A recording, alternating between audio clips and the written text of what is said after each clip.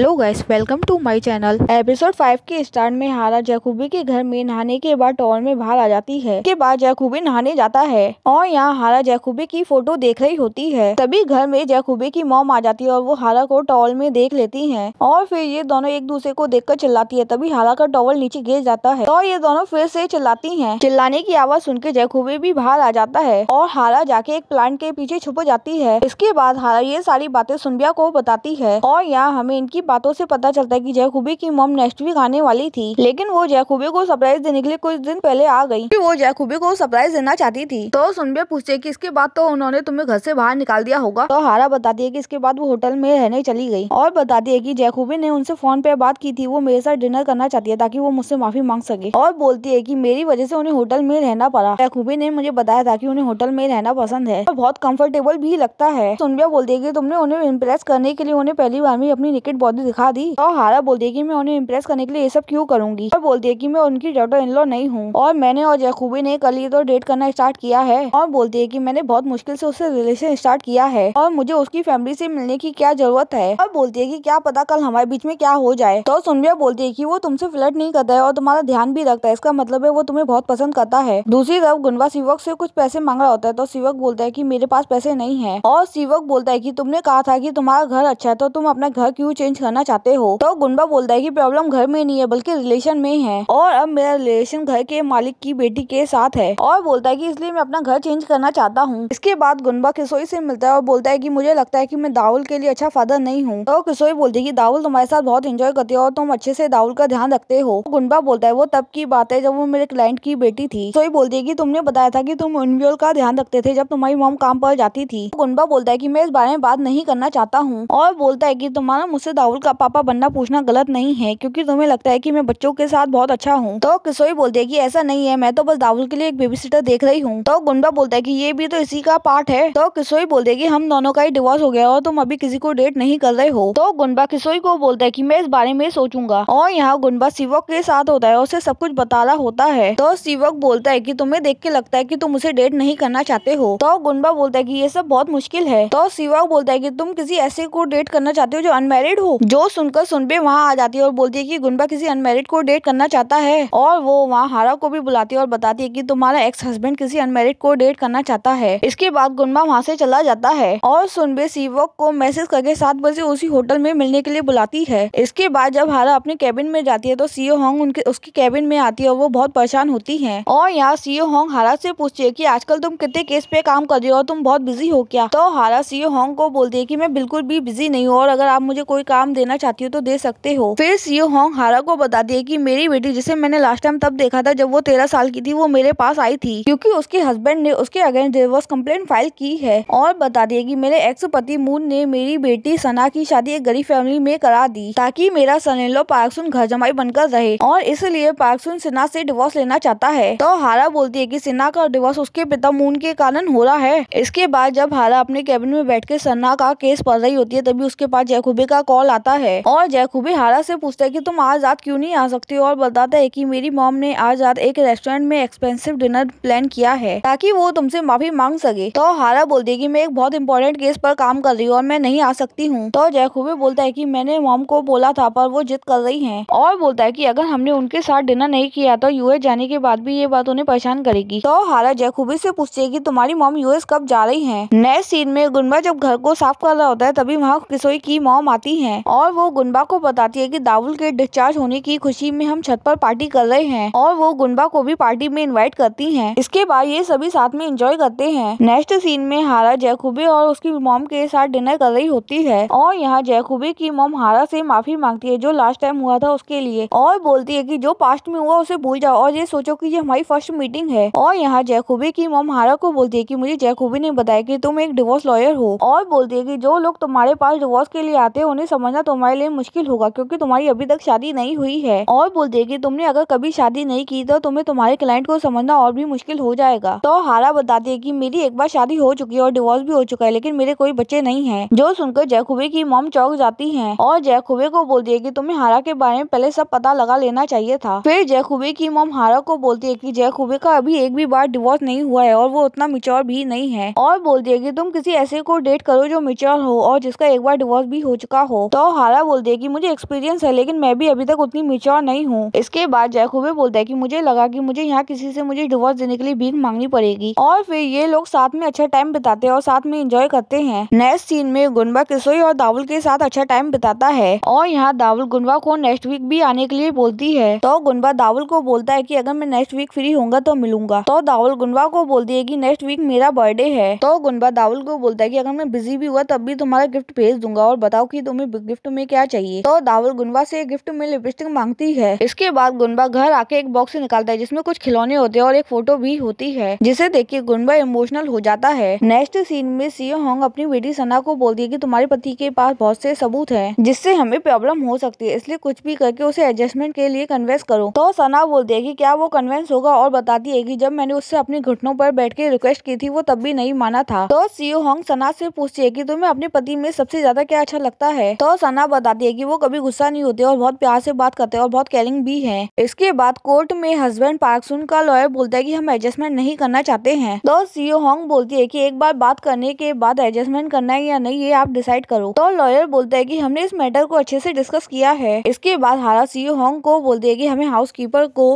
गवाही के लिए बुलाना चाहिए ताकि हम ये साबित कर सके कि पति पत्नी के बीच अच्छे संबंध थे। और इसके बाद कोर्ट विचार करे कि उनका रिलेशन सुधर सकता है या नहीं। तो सियो होंग हारा को बोलती है कि इससे हमें ही प्रॉब्लम होगी और बोलती है कि इससे मेरे एक्स हस्बैंड मून का बुरा बिहेवियर और कैरेक्टर भी साबित हो जाएगा। और बोलती है कि जब तक आप उससे बेटर नहीं हो वो आपको ऐसे ट्रीट करता है जैसे कि आप उसके सर्वेंट हो। नेक्स्ट सीन में हारा के ऑफिस में जैकूबी की मॉम आती है। तो हारा उनसे पूछे कि आप यहाँ कैसे आई। तो वो बोलती है कि मैं यूएस जाने से पहले तुम्हें ये देना चाहती थी और बताती है कि जैकूबी ने मुझे तुम्हारे डिवोर्स के बारे में पहले कुछ नहीं बताया था। और यहाँ जैकूबी की मॉम ने हारा को एक बुक गिफ्ट की थी और उस बुक का टाइटल था आई चीयर ऑन योर डिवोर्स। और जैकूबी की मॉम बोलती है कि तुम बहुत कॉन्फिडेंट रहती हो लेकिन अंदर से तुम बहुत परेशान और शर्मिंदा हो। और यहाँ जैकूबी की मॉम हारा से बहुत अजीब बातें करती हैं। इसके बाद गुनबा हारा से पूछता है कि वो जैकूबी की मॉम थी। तो हारा गुनबा से पूछती है कि तुम उन्हें कैसे जानते हो। तो गुनबा बताता है कि मैं उनके बड़े बेटे की शादी में उनसे मिला था। और गुनबा बोलता है कि लगता है कि वो तुम्हारे और जैकूबी के रिलेशन में बहुत सीरियस हो गई हैं, तभी तो उसकी मॉम तुमसे मिलने के लिए ऑफिस तक आ गई। तो हारा गुनबा को बोलती है कि ओवर रिएक्ट मत करो और बोलती है कि मैं और जैकूबी ऑफिशियल डेट करने के लिए तैयार हुए थे और हम लंबे समय से डेट भी नहीं कर रहे, फिर भी वो मुझे अपनी मॉम से मिलाना चाहता था। तो गुनबा पूछता है कि तुम्हें जैकूबी की मॉम से मिलना बर्डन लगता है, जिस पर हारा हाँ बोलती है और बोलती है कि हम नहीं जानते कि फ्यूचर में चीजें कैसी हो जाए और वो मुझे बहुत अच्छे से ट्रीट करता है। और बोलती है कि मैं जैकूबी की मॉम को बर्डन समझ के कुछ गलत तो नहीं कर रही हूँ। तो गुनबा बोलता है कि जैकूबी तुम्हारा और अपनी मॉम का मिलना बीच में ही खत्म कर सकता है, लेकिन वो ऐसा नहीं करेगा। तो हारा पूछते है कि वो ऐसा क्यों है। तो गुनबा बोलता है कि मैन इतना डीपली नहीं सोचते हैं और बोलता है कि बॉयज सोचते हैं कि उनकी वाइफ और गर्लफ्रेंड उनकी मॉम को वैसे ही ट्रीट करे जैसे कि वो करते हैं। तो हारा गुनबा को बोलती है कि तुम तो ऐसे नहीं हो और तुमने पूरी कोशिश की थी कि मैं तुम्हारी मॉम से नहीं मिलूं। और बोलती है कि मुझे बहुत बुरा लगता था क्योंकि तुमने मुझे कभी अपनी मॉम से नहीं मिलने दिया। तो गुनबा बोलता है कि तुम ये अब रियलाइज कर रही हो और बोलता है कि मेरे जैसा मैन मिलना बहुत मुश्किल है और अगर तुम मुझे और जैकूबी को कंपेयर करोगे तो ये सब कभी खत्म नहीं होगा। और बोलता है कि हमें कंपेयर मत करो। तो हारा बोलती है कि जैकूबी हर चीज में तुमसे बेटर है। इसके बाद हारा ये सब कुछ सुनबे के साथ फोन पर शेयर करती है। तो सुनबा बोलती है कि गुनबा जेलस हो रहा है क्योंकि तुम उसे जैकूबी से कंपेयर कर रही हो। तो हारा बोलती है कि उसे बुरा लग रहा होगा। तो सुनबा बोलती है कि उसकी चिंता करना बंद करो और बोलती है कि वो भी तो तुम्हें किसोई के साथ कंपेयर करता है। और सुनबिया बोलती है कि वो किसोई के साथ कोई काम करता है। तो हारा सुनबिया से पूछती है कि तुम्हें कैसे पता चला। तो सुनबिया बोलती है कि मैंने सिवक और गुनबा को बात करते हुए सुना था। इसके बाद हारा सुनबिया से पूछती है कि आप कहाँ हो। तो सुनबिया बताती है कि मैं अपने फ्रेंड के घर आई हूँ। तो हारा बोलती है कि आपने कहा था कि आप थक गई हो इसलिए घर जा रही हो। तो सुनबिया बोलती है कि मेरी फ्रेंड की तबीयत खराब हो गई इसलिए मैं उसके घर आई हूँ। लेकिन यहाँ सुनबिया ने हारा से झूठ बोला था क्योंकि वो सिवक के साथ होटल में थी। और यहाँ सिवक सुनबिया को बोलता है कि तुम दोनों ऑफिस में पूरा टाइम साथ रहते हो और अभी भी फोन पे बात कर रहे हो। तो सुनबिया सिवक को बोलते है कि हमारा क्या, हम भी तो ऑफिस में साथ में होते हैं। तो सिवक बोलता है कि हम दोनों ऑफिस में एक दूसरे को देखते भी नहीं है। फिर सिवक सुनबिया को बोलता है कि हम कब तक ऐसे छुप छुप कर मिलते रहेंगे। इसके बाद कोर्ट का सीन दिखाया जाता है जहाँ सास बताती है कि जब मेरा बेटा पार्कसुन और मेरी बहू सिन्हा हनीमून पे गए थे तो सिन्हा के पापा मून ने कॉल करके कहा था कि मेरी बेटी सिन्हा ये सब आपको बोलने में अनकंफर्टेबल है, इसलिए उसकी तरफ से मैं बोल रहा हूँ कि आपको कुछ भी काम हो उसे कॉल मत करना। और सास बताती है कि मून अपने सन इन लॉ पार्क सुन को भी सर्वेंट की तरह ट्रीट करता था और उसे ऐसे ऑर्डर करता था जैसे कि वो उसका ड्राइवर हो। और सास बताती है कि जब मुझे पता चला कि वो पार्क सुन को ऐसे ट्रीट कर रहा है तो मुझे बहुत तकलीफ हुई। और सास बोलती है कि मिस्टर मून पार्क सुन को ऐसे इसलिए ट्रीट करते हैं क्योंकि हम अमीर नहीं हैं और हमने हमारा बेटा बेच दिया हो। और सास बोलती है कि वो पार्क सुन पर हाथ कैसे उठा सकते हैं। इसके बाद सियो हंग सास से पूछती है कि पार्क सुन आपका सेकंड सन है, तो सास हाँ में जवाब देती है। फिर सियो हंग बोलती है कि आपके बड़े बेटे का भी डिवोर्स हुआ था। और यहाँ सियो हंग सास से उनके बड़े बेटे के डिवोर्स का रीजन पूछती है, तो सास बोलती है कि मुझे डिवोर्स की वजह याद नहीं है। तो सियो हंग बोलती है कि हमने आपके बड़े बेटे के डिवोर्स का रीजन का पता लगाया है। और यहाँ सियो हंग बोलती है कि आपके बड़े बेटे की सास सोंग यून ने बताया कि आप उन लोगों से डाउरी मांगते थे और वो लोग इससे बहुत परेशान थे। और सोंग यून ने बताया कि आपने काफी टाइम तक अपनी बड़ी बहू को डाउरी के लिए टॉर्चर किया है। और सियो हंग बोलती है कि सोंग यून ने बताया कि जब इनके बड़े बेटे के प्रोसिक्यूशन के पास जाने की वजह से इनके बेटे बहू के बीच झगड़ा हुआ था तो इन्होंने अपनी बहू को ही ब्लेम किया और उसे घर से बाहर निकाल दिया। तो सास बोलती है कि मैंने ऐसा कुछ नहीं किया और ये सब कुछ झूठ है। तो सियो हंग सास से पूछती है कि आपका मतलब है कि जज का फैसला गलत था और उन्होंने सबूतों को सही से चेक नहीं किया था। तो सास बोलती है कि हाँ, जज ने गलत फैसला किया था क्योंकि वो बहुत परेशान हो गए थे और इसलिए उन्होंने कई सबूतों को इग्नोर किया था। और कोर्ट में हारा के पास जोंगुन का मैसेज आता है और उस मैसेज में गुनबा किसोई और डावुल की रेस्टोरेंट की फोटो होती है। और जोंगुन हारा से पूछता है कि गुनबा ने क्या दूसरी शादी कर ली है। नेक्स्ट सीन में जैकूबी हारा के साथ डिनर कर रहा होता है तो जैकूबी हारा से पूछता है कि तुम मई में छुट्टी ले सकती हो क्योंकि मई में मेरी मॉम का बर्थडे और वो बर्थडे पे फैमिली के साथ हवाई ट्रिप पर जाना चाहती हैं। तो हारा बोलती है कि मई में मेरे पास टाइम नहीं है लेकिन हम जुलाई में हॉलीडेज ले सकते हैं जब कोर्ट बंद होता है। और हारा बोलती है कि हम अभी तक फैमिली नहीं है और ऐसे तुम्हारी मॉम से बार बार मिलना बहुत अनकंफर्टेबल है। और बोलती है कि मैं कभी गुनबा की मॉम से नहीं मिली जबकि हमने एक दूसरे को 10 साल तक डेट किया और शादी के बाद भी मैं उसकी मॉम से नहीं मिली। तो जैकूबी बोलता है कि तुम चाहती हो कि मैं भी गुनबा की तरह तुम्हें अपनी मॉम से नहीं मिलाऊं। और बोलता है कि मैं बहुत जल्दबाजी कर रहा हूँ और तुम्हें अनकंफर्टेबल भी कर रहा हूँ। और बोलता है कि तुमने ये बात मुझे पहले क्यों नहीं बोली। और बोलता है कि तुम मुझे मेरी मॉम के बारे में और गुनबा के द्वारा इडियट बुलवा रही हो। इसके बाद हारा गुनबा पर चिल्लाती है और बोलती है कि तुमने जैकूबी को उस बारे में क्यों बताया। और बोलती है कि मैंने तुम्हें कहा था कि ये बात हमारे बीच ही रहनी चाहिए। तो गुनबा बोलता है कि जब मैं उसकी मॉम से बात कर रहा था तब ये बात बाहर आ गई। तो हारा बोलती है कि तुम उसे इडियट कैसे बोल सकते हो। तो गुनबा बोलता है कि वो इडियट की तरह बात करता है और बोलता है कि पढ़े लिखे लोग ऐसे बात नहीं करते हैं। और गुनबा हारा से बोलता है कि तुम ऐसे कैसे हमेशा फ्रेंडली बिहेव कर सकती हो। और बोलता है कि इन लॉज के साथ कैसा फ्रेंडली बिहेवियर। तो हारा गुनबा को बोलती है कि तो फिर तुमने मुझे ऐसे इंसान से क्यों मिलाया। तो गुनबा बोलता है कि तुमने मुझे कहा था कि वो मुझसे बेहतर है। तो हारा बोलती है कि तुम्हें ये अपनी इंसल्ट लग रही है। और तभी गुनबा के घर किसोई आती है तो हारा फोन रख देती है। और यहाँ हारा सोचती है कि मैं गुनबा और किसोई के बारे में क्यों सोच रही हूँ और सोचती है कि वो लोग तो मेरे मैटर भी नहीं करते हैं। और तभी हारा का एक छोटा सा एक्सीडेंट हो जाता है और यहाँ किसोई गुनबा से आम कटवाने के बहाने गुनबा को अपने साथ रिलेशन स्टार्ट करने के लिए मनाने के लिए आई होती है। लेकिन यहाँ गुनबा किसोई के साथ रिलेशन रखने के लिए नहीं मानता है और बोलता है कि मैंने इस बारे में बहुत सोचा और मुझे लगता है कि मुझे यहाँ से चले जाना चाहिए। तो किसोई बोलती है कि तुम मुझे रिजेक्ट कर रहे हो और बोलती है कि मेरी नजर में तुम मेरे साथ तब थे जब मुझे सबसे ज्यादा किसी की जरूरत थी और मैं भी तब तुम्हारे साथ थी जब तुम्हें किसी की जरूरत थी। और बोलती है कि मुझे लगा इसलिए हम साथ हो सकते हैं। तो गुनबा बोलता है कि ऐसा पॉसिबल है लेकिन फ्रेंड्स की तरह। तो किसोई बोलती है कि तुम ही हो जो मुझे अच्छे से ट्रीट करते हो। और किसोई बोलती है कि मैं तुम्हें भूल जाऊंगी और अपनी लाइफ में आगे बढ़ जाऊंगी। और बोलती है कि मैं दावुल का नहीं बोल सकती हूँ क्योंकि वो तुम्हें बहुत पसंद करती है। इसके बाद किसोई गुनबा को जल्दी घर चेंज करने की बात बोलकर वहाँ से चली जाती है। इसके बाद कोर्ट का सीन दिखाया जाता है जहाँ पार्क सुन बोलता है कि मैं अभी भी सना से प्यार करता हूँ और बोलता है कि शादी में फैमिली भी शामिल होती है। और बोलता है कि मुझे मेरे ससुर मून से नफरत है जिसने मुझे बहुत तकलीफ दी और मेरी बेइज्जती भी की है। और पार्क सुन बोलता है कि मैं ऐसे आदमी की बेटी के साथ कैसे रह सकता हूँ जिसने मेरे साथ इतना बुरा किया है। और जज को बोलता है कि मेरा डिवोर्स करवाने में मेरी मदद करो। तो सियो हंग बोलती है कि जब एक बेटी का बाप अपने सन इन लॉ को इतना हैरेस करे तो ये सब बहुत बुरा है। और सियो हंग बोलती है कि अगर आप सुप्रीम कोर्ट का उदाहरण देखना चाहते हो तो हमने वो भी सबमिट कर दिया है लेकिन सुप्रीम कोर्ट ने इसे स्वीकार करने से मना कर दिया है क्योंकि उनका कहना है कि केस में उस लड़की की मां नहीं है। और बोलती है कि कोर्ट ने डिसाइड किया है कि ये रिश्ते ऐसे नहीं है कि उन्हें सही किया जा सके। और बोलती है कि मैं भी यही चाहती हूँ कि इनका डिवोर्स हो जाए। सियो हंग बोलती है कि कई बार मैरिज अनएक्सेप्टेड, अनफेयर और अनकंफर्टेबल होती है। और सियो हंग बोलती है कि कैसे दो इंसान आजादी के साथ एक दूसरे के पेरेंट्स की रिस्पेक्ट करते हुए, घर को संभालते हुए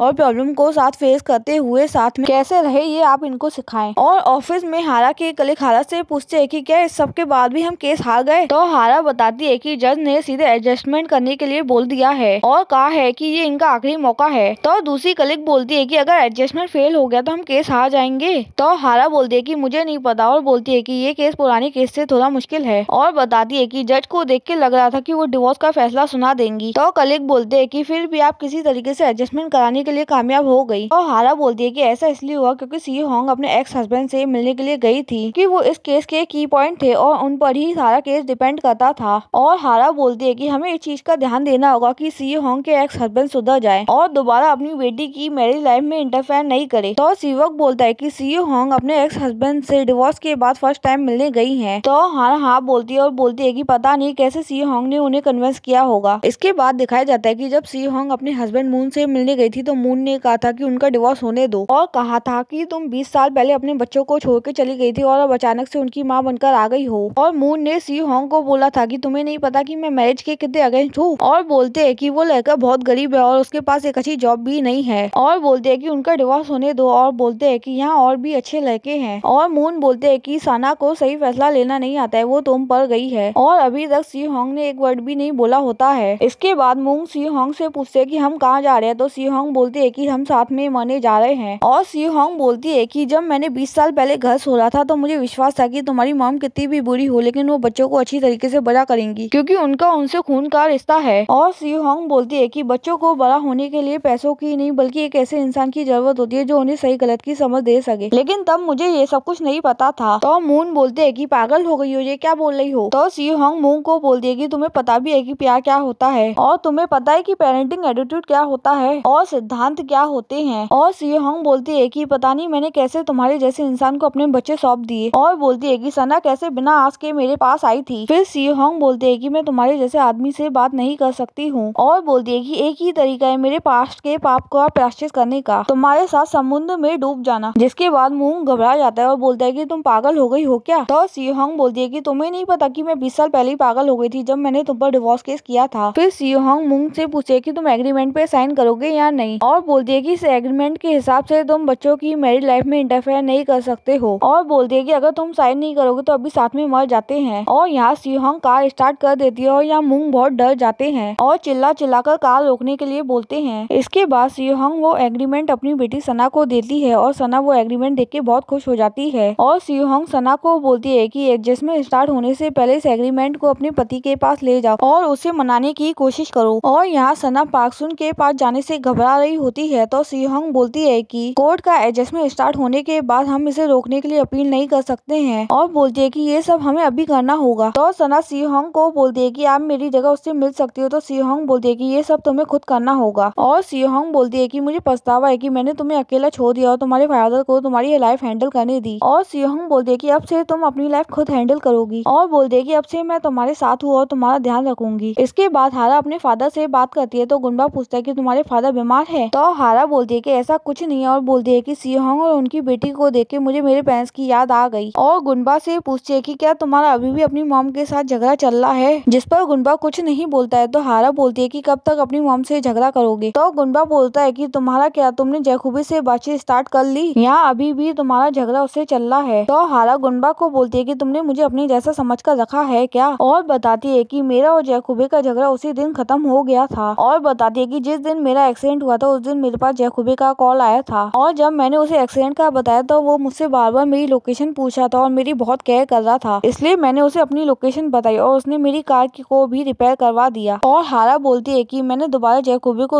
उसकी मॉम का इश्यू समझाया तो वो समझ गया। फिर हारा गुंबा से पूछती है कि तुम्हारा और किशोरी का क्या चल रहा है। तो गुंबा बोलता है कि मेरे और किशोरी के बीच में कुछ नहीं है। तो हारा गुंबा को बताती है कि हेमिन का मैसेज आया था और उसने तुम्हें और किशोरी को साथ में रेस्टोरेंट में देखा था। तो गुंबा बताता है कि उस दिन दाउल का बर्थडे था इसलिए हम रेस्टोरेंट गए थे। तो हारा बोलती है कि रूमर्स है कि तुम्हारे और किशोरी के बीच कुछ चल रहा है। तो गुंबा बताता है कि किशोरी ने मेरी तरफ कदम बढ़ाया था ताकि वो अपने अकेलेपन से बाहर निकल सके और बताता है कि लेकिन मैंने उसे मना कर दिया। तो हारा बोलती है कि इसके बाद तुम्हें वहाँ रहना अजीब नहीं लगता है। तो गुंबा बताता है कि मैं जल्दी मूव होने वाला हूँ। तो हारा गुंबा से पूछती है कि कहाँ जाओगे तुम और तुमने कोई घर देखा है। तो गुंबा बोलता है कि मैं ग्युंगीदार जाने की सोच रहा हूँ लेकिन वहाँ के नेबर्स बहुत एक्सपेंसिव है। तो हारा बोलती है कि इडियट जैसी बातें मत करो और जाके अपनी मॉम से फाइट खत्म करो और जाके अपनी मॉम को बोलो कि डिवोर्स लेना मेरी गलती थी लेकिन अब मैं कुछ नहीं कर सकता हूँ और बोलो कि अब मैं अपनी लाइफ सर उठा के जीऊंगा। और हारा बोलती है कि अगर तुम ऐसे अपनी मॉम से माफी मांगोगे तो वो तुम्हें जरूर माफ कर देंगी। तो गुनबा हारा को बोलता है कि एडवाइस के लिए थैंक यू, लेकिन मैं देख लूंगा कि मुझे क्या करना है। फिर हारा वहाँ से जा रही होती है, तब बोलती है कि तुम कैसे हो, और बोलती है कि तुम्हें ना ही मैं पसंद हूँ, ना ही किसोई पसंद है, और ना ही तुम्हारी खुद की फैमिली, और बोलती है कि तुम क्या पूरी जिंदगी अकेले रहने की प्लानिंग कर रहे हो। नेक्स्ट सीन में सी हंग बताती है कि एडजस्टमेंट सेट हो गया और अब डिवोर्स नहीं होगा। तो सुनबिया बोलती है कि ये तभी कंफर्म होगा जब आपका सन इन लॉ टाइम पीरियड से पहले ऑब्जेक्शन नहीं उठाए, और बोलती है कि ये सारी प्रॉब्लम क्रिएट ही नहीं होती अगर मूंग संग फादर नहीं होते। तो हारा बोलती है कि एग्रीमेंट की वजह से हम मूंग कुछ नहीं कर सकते हैं, और बोलती है कि अगर उन्होंने कुछ करने की कोशिश की तो सी हंग फिर से उसे अपने साथ डायपर ले जाएंगी। फिर सी हंग बोलती है कि जल्द ही सना भी ये सब कुछ सीख जाएंगी। तो सीवक बोलता है कि अब आप अपनी बेटी को भी लोगों को डराना सिखाने वाली हो, और यहाँ ये सभी साथ में बहुत इंजॉय करते हैं। तभी हारा पूछते है कि गुनबा कहाँ है, और आज उसका कोई केस भी नहीं है। तो सीवक बताता है कि वो अपनी मॉम को लेकर रेगुलर चेकअप के लिए हॉस्पिटल गया है। इसके बाद गुनबा अपनी मॉम को घर से पिक करता है और अपनी मॉम को बोलता है कि मैं आपको बहुत मिस करता हूँ। तो गुनबा की मॉम बोलती है कि तुम मुझे नहीं बल्कि पैसों को मिस करते हो। फिर गुनबा मॉम को बोलता है कि कितना अच्छा है ना कि मैं आपके साथ हॉस्पिटल चला हूँ और आपको अकेले नहीं जाना पड़ रहा है। तो गुनबा की मॉम बोलती है कि तुम अपने आप आए हो और मैंने नहीं कहा था तुम्हें आने के लिए। और तभी गुनबा की कार की सीट पीछे हो जाती है। तो गुनबा की मॉम बोलती है कि ये सब क्या है। तो गुनबा बताता है कि ये एक फोल्डेड कार है, और बोलता है कि जब स्टॉप आएगा तो मैं आपको सीधा कर दूंगा, और बोलता है कि यहाँ फिर आप पूरे रास्ते ऐसे चल सकती हैं और ये बहुत कंफर्टेबल है। इसके बाद गुनबा की मॉम हंसने लगती है। इसके बाद गुनबा हॉस्पिटल में बैठा होता है, तभी उसको एक स्टूडेंट और उसके फादर दिखाई देते हैं, और उन्हें देख के गुनबा उनके पीछे जाने लगता है। तभी डॉक्टर गुनबा को अंदर बुलाते हैं, और यहाँ गुनबा अपनी मॉम के साथ बैठा होता है। तभी मॉम जब होश में आती है तो वो बोलती है कि मेरे ड्रीम में उनब्योल आई थी, और मॉम बोलती है कि वो इसलिए आई थी क्योंकि उसका मेमोरियल डे आ रहा है। इसके बाद गुनबा और मॉम जा रहे होते हैं, तो मॉम बोलती है कि अगर मैं मर भी गई तब भी तुम्हारे लिए 1 रुपया नहीं छोड़ के जाऊंगी। इसके बाद जब गुनबा और उसकी मॉम लिफ्ट का इंतजार कर रहे होते हैं, तो गुनबा को लिफ्ट में वही फादर और उसकी बेटी दिखाई देते हैं। तो गुनबा